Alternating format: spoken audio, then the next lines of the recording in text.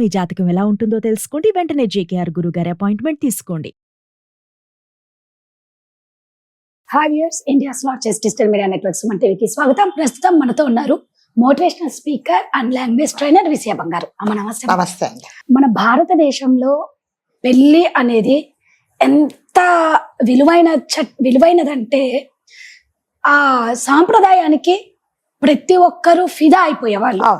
అలాంటి భారతదేశంలో పెళ్లి అనేది అర్థం లేకుండా, పెళ్లికి వాల్యూ లేకుండా ఎవరిని చేసుకుంటున్నారో తెలియట్లేదు. ఒకప్పుడు అంటే చక్కగా అమ్మాయి అబ్బాయి అంతే, మహా అంటే వాళ్ళిద్దరి మధ్య ఏజ్ గ్యాప్ అంతే, ఓ 15 ఏళ్ళు 20 ఏళ్ళు 10 ఏళ్ళు అంతే. ఇప్పుడు తల్లి కొడుకుని చేసుకుంటది, తండ్రి కూతుర్ని చేసుకుంటారు, ఆడవాళ్ళు చేసుకుంటారు, లేదు అంటే అత్త అల్లుడిని చేసుకుంటది, వియ్యకురాల్ని చేసుకుంటది, ఆడవాళ్ళు వరుసలు లేకుండానే పెళ్లి. ఉత్తరప్రదేశ్ లో మనం యూపీలో చూస్తే కూతురి ఫోటో చూపించి తల్లి అల్లుని పెళ్లి చేసుకుంది. అది ఎంత దారుణం అంటే అసలు చెప్పుకోవాలన్నా సిగ్గుచేటుగా ఉంది.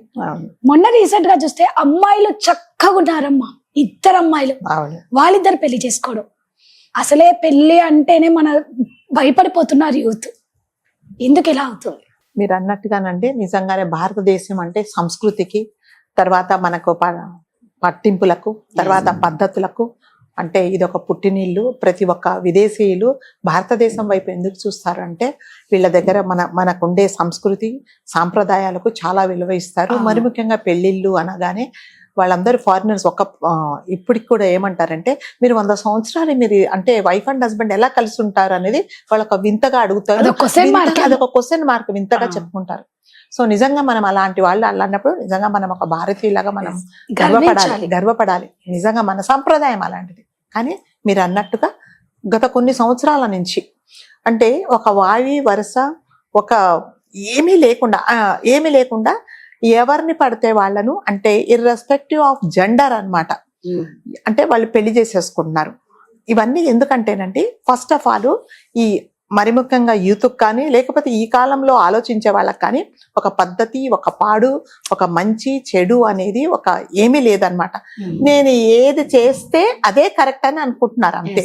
మీరు అన్నట్టుగా సౌత్ ఇండియన్ కల్చర్ లో 2 అమ్మాయిలు చక్కగా ఉన్నారు చూడడానికి, 2 పెళ్లి చేసుకున్నారు. మరి దాన్ని ఆపడానికి ఎవరు ప్రయత్నించలేదా అంటే ప్రయత్నిస్తారు. ఎవరు మాత్రం ఇది తప్పని చెప్పినా కూడా అంటే వినే పరిస్థితులలో ఈ కాలం వాళ్ళు, ఈ కాలంలో యువత లేరండి.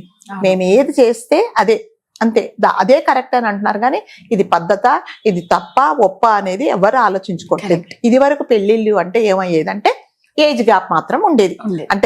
అంటే మనకు తెలిసి అమ్మాయిలు చిన్న వయసు, పెద్ద వయసు వాళ్ళని చేసుకున్నారు. తర్వాత అది కూడా తగ్గిపోయింది. తర్వాత ఏంటంటే అమ్మాయిలు పెద్ద వయసు ఉంటే అబ్బాయిలు కొంచెం చిన్న వయసులో చేసుకుంటున్నారు. ఇట్స్ ఓకే, దానికి కూడా ఏం ప్రాబ్లం లేదు. ఇప్పుడు అంటే పెళ్లి అంటే ఒక ఆడ మగ కలిసి ఉంటే కలిసి చేసేది అన్ని పెళ్లి అంటారు. ఇప్పుడు అలా ఉండట్లేదండి. అంటే అటు ఇటుగాని వాళ్ళు పోయి అమ్మాయిలను చేసుకుంటున్నారు, అమ్మాయిలు వచ్చి అబ్బాయిలను చేసుకుంటున్నారు. అంటే జెండర్ అనేది సేమ్ జెండర్స్ లో చేసుకుంటున్నారు.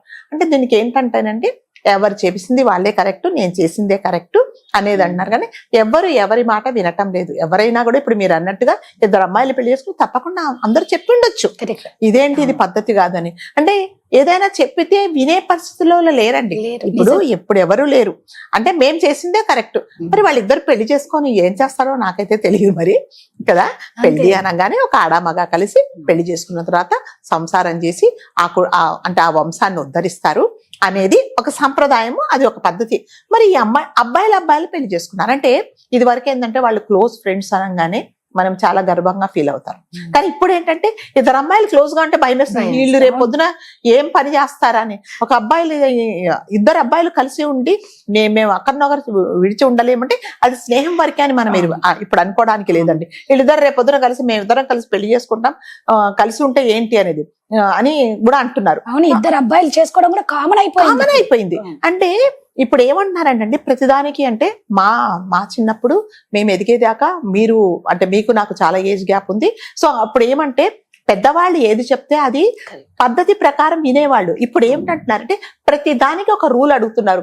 అబ్బాయిలు అమ్మాయిలే పెళ్లి చేసుకోవాలని ఎక్కడుంది? అమ్మాయిలు ఎందుకు చేసుకోకూడదు, చేసుకోకూడదు అని ఎక్కడైనా రూల్ ఉందా? చేసుకుంటే ఏమవుతుంది, మేము చేసుకొని చూపిస్తాం అంటారు కదండి. మొండివాడు అంటే మొండివాడు రాజు కంటే చాలా బలవంతుడంట. అంటే చెప్పిన మాట వినకపోతే, ఇప్పుడు నేను పట్టిన దానికి 3 కాళ్ళు అన్నప్పుడు, కుందేలకు 3 కాళ్ళు ఉన్నప్పుడు మనం ఏం చేయలేము. సో వాళ్ళని ఏం చేస్తున్నాం, వదిలేస్తున్నాం. కాకపోతే ఇది మన సాంప్రదాయాన్ని మంటగలుపుతున్నాము. ఇది మనం ఏం అంటే మనము అంటే సొసైటీకి ఏం మెసేజ్ ఇస్తున్నాము అనేది ఎవరు ఆలోచించట్లేదు. ఇద్దరు అమ్మాయిలు పెళ్లి చేసుకున్నారండి చాలా సంప్రదాయంగా, ఒకరికొకరు మంగళసూత్రాలు కట్టుకున్నారు, ఒకరి కాళ్ళకు ఒకరికి దండాలు పెట్టుకున్నారు, ఇద్దరు హక్ చేసుకున్నారు. ఏం చేస్తారు మీరు? జోగి జోగి రాసుకుంటే బూడిద అన్నట్టే కదా. ఏం చేస్తారు? ఇక వంశం కూడా వాళ్ళకి నెక్స్ట్ ఉండదు కదా. ఉండదు. పోనీ మీ ఇద్దరు ఒకరినొకరు మీరు అంటే వాళ్ళ పాయింట్ ఆఫ్ వ్యూలో ఒకరికొకరు ప్రాణ స్నేహితులు, ఒకరినొకరు విడిచి ఉండలేరు అన్నప్పుడు చక్కగా ఫ్రెండ్స్ లాగానే ఉండండి. పెళ్లి చేసుకోవడం ఏంటి అంటే, పెళ్లి చేసుకొని మీరు ఏం ప్రూవ్ చేస్తారు? కరెక్ట్ కదా, ఏం ప్రూవ్ చేస్తారు చెప్పండి? మగవాళ్ళు ఉంటారు, ఇద్దరు చాలా క్లోజ్ ఫ్రెండ్స్ అంటారు, మేమిద్దరం కలిసి ఉంటాం, మేము పెళ్లి చేసుకుంటే తప్పేంది అంటారు. ఆ పెళ్లి అనే దానితో ఎందుకు మీరు ఆ పెళ్లి అనే సంప్రదాయాన్ని ఎందుకు మంట కలుపుతున్నారో తెలియటం లేదండి. సో ఇవన్నీ ఏంటంటే వింత పోకడలు. అంటే ఎక్కడ చూసి నేర్చుకుంటున్నారో తెలియదు. ఇప్పుడు పెద్దవాళ్ళు చెప్తే ఏమంటున్నారో ప్రతి దానికి ఒక ప్రూఫ్ అడుగుతున్నారు. ఎందుకు చేసుకోకూడదు, దీన్ని చేసుకున్నందువల్ల నష్టం ఏంటి అని అన్నప్పుడు వితండవాదం ఎవరైనా చేస్తే ఎవరు కూడా కొన్ని ప్రశ్నలకు మనం సమాధానాలు చెప్పలేమండి. అదే వీళ్ళ ఇద్దరి విషయంలో జరిగింది. మీరు అన్నట్టుగా అత్తగారు అంటే ఒక తల్లి స్థానం. అలాంటి తల్లి స్థానాన్ని తీసుకెళ్లి అంటే ఫస్ట్ ఒక అమ్మాయి ఫోటో చూపించి అంటే ముస్లిం సాంప్రదాయంలో అమ్మాయిలని చూపించరు పెళ్లి కొడుకుకి. అంటే వాళ్ళకి సంబంధించిన కుటుంబ సభ్యులు చూస్తారే కానీ డైరెక్ట్ గా పెళ్లి కొడుకు చూసే సంప్రదాయం వాళ్ళకి లేదు. ఎప్పుడు చూస్తారంటే పెళ్ళంతా నిఖా అనేది అయిపోయిన తర్వాత అప్పుడు వాళ్ళు చూస్తారనమాట. ఈ విషయంలో ఏమైందంటే ఫస్ట్ ఫోటో చూపించారు, ఆ అబ్బాయి సరే ఫోటో చూసిన తర్వాత సరే అన్నాడు. తీరా పెళ్లి అని అనుకున్నప్పుడు ఆ నిఖా చదివేటప్పుడు ఆ అమ్మాయి పేరు పిలిచే బదులు అత్తగారి పేరు పిలిచారు. అదేంటి ఇలా చేస్తున్నారు అని అంటే, నువ్వు నోరు మూసుకొని కూర్చో, నువ్వు ఎక్కువ మాట్లాడావంటే నీ మీద రేప్ కేసు పెడతామని చెప్పారు. అంతా చేసింది ఎవరో తెలుసా? ఆ అబ్బాయి వాళ్ళ అన్న వదిలే, ఎవరో పక్కన వాళ్ళు కాదు. పోలీస్ స్టేషన్కి వెళ్ళాడు. ఏం చేస్తారు చెప్పండి? పోలీస్ స్టేషన్ లో కొన్ని విషయాలు మాత్రమే వాళ్ళు ఇన్వాల్వ్ అయ్యి సాల్వ్ చేస్తారండి. వాళ్ళు పెళ్లి మీ వాళ్ళే అంటే అన్న వదినలే పెళ్లి చేస్తే వాళ్ళు ఏం చెప్తారు చెప్పండి? సో దీనికి ఏంటంటేనండి, వీటన్నిటికంటే విపరీతమైన ధోరణి. ఎవరో చెప్పిన మాట మరి ముఖ్యంగా అంటే 99.9% వినట్లేదండి. యూత్ అనేది వినటం లేదు.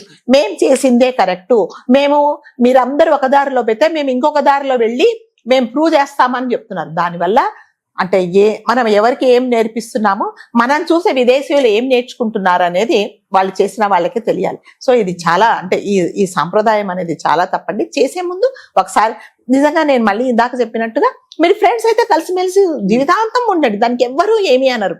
మగపిల్లలు కానీ ఆడవాళ్ళు కానీ సంప్రదాయంగా మీరిద్దరు మంచిగా ఫ్రెండ్షిప్ లోనే ఉండాలి. కానీ పెళ్లి చేసుకుని అంటే మీరంటే వ్యతిరేకంగా అంటే ప్రకృతికి వ్యతిరేకంగా మీరు చేసి అంటే అట్టహాసంగా పెళ్లి చేసుకున్నారు. అమ్మాయిలు అయితే ఇద్దరు అమ్మాయిలు ఎంత గ్రాండ్ గా పెళ్లి చేసుకున్నారు. జ్యువెలరీ కానీ, వాళ్ళ శారీ కానీ, వాళ్ళ మేకప్ కానీ అసలు బొమ్మలాగున్నారు మళ్ళీ అమ్మాయిలు. అవునండి, ఏం లాభం చెప్పండి, ఏం లాభం?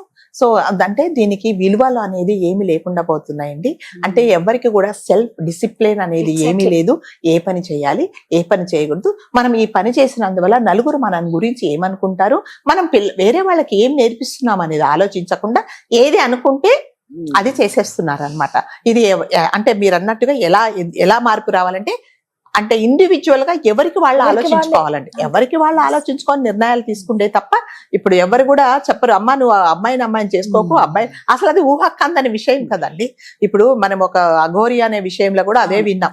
అసలు ఆమె ట్రాన్స్జెండరో ఏడో కాదు, అసలు యాక్చువల్ గా అబ్బాయి తర్వాత మళ్ళీ అమ్మాయి అయింది, ఇంకొక అమ్మాయితో స్నేహం చేసింది.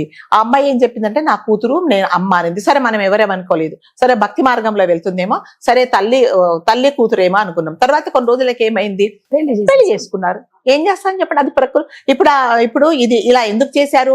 నేను ఒక ఏజ్ వచ్చింది, నేను ఇండివిజువల్ గా ఉంటాను, నేను మేజర్ అయిపోయాను అంటే, నువ్వు మేజర్ పోయినావు సరే, వేరే వాళ్ళని పెళ్లి చేసుకుంటే ఎవరు అబ్బాయిని చేసుకుంటే ఇలా చేసినందుకే కదా ఇవాళ ఇది ఎందుకు అంత ఇష్యూ అయిందంటే ఇది అంటే ఎవరు అయినా కూడా అమ్మాయిలు కానీ అబ్బాయిలు కానీ వాళ్ళు చేసిందే కరెక్ట్ అనే అంటున్నారు.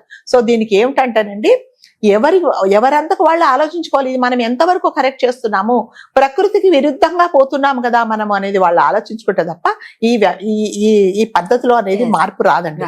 సో మనం చూసి ప్రతి ఒక్క విదేశీయులు చేతులెత్తి నమస్కారం చేస్తారు. మీ సంప్రదాయము, మీ పద్ధతులు మాకు చాలా మంది విదేశీయులు, చాలా మంది ఫారినర్స్ నాకు తెలిసిన వాళ్ళు మన పద్ధతులు అనుసరిస్తారు. చక్కగా బొట్టు పెట్టుకొని, చీర కట్టుకొని, ఆ మగవాళ్ళైతే పంచ కట్టుకొని, ఆ దేవుడివి అంటే నేర్చుకొని వాళ్ళు శ్లోకాలన్నీ నేర్చుకొని మన హిందూ సాంప్రదాయాన్ని, మన భారతీయ సంస్కృతిని అంత గౌరవిస్తున్నప్పుడు మనము ఏ సంస్కృతిని అవలంబిస్తున్నామో తెలియట్లేదు. ఇది ఫారిన్ కల్చర్ కూడా కాదండి. అంటే ఇదంతా ఏంటంటే వింత పోకడలు అనమాట. వింత పోకడలు పోయి ఎవరికి ఏం ప్రూవ్ చేయదలుచుకున్నారో తెలియదు. కొన్ని వీళ్ళు అలా జీవితాంతం కలిసి ఉంటారా, లేకపోతే మళ్ళీ ఏమన్నా అవుతారా అనేది మనకు తెలియదు. ఏదేమైనా మనం సనాతన ధర్మానికి చాలా విరుద్ధంగా ఉన్నాం. మన సనాతన ధర్మం అంతా నశించిపోతుంది అని అనుకుంటున్నాము. సో ఇవన్నీ నాశనానికి మొదలు కాబట్టి దయచేసి వీటిని ఇంతటితో ఫుల్ స్టాప్ చేసి ప్రకృతికి విరుద్ధంగా చేయకుండా ఉందాం. థాంక్యూ అమ్మా.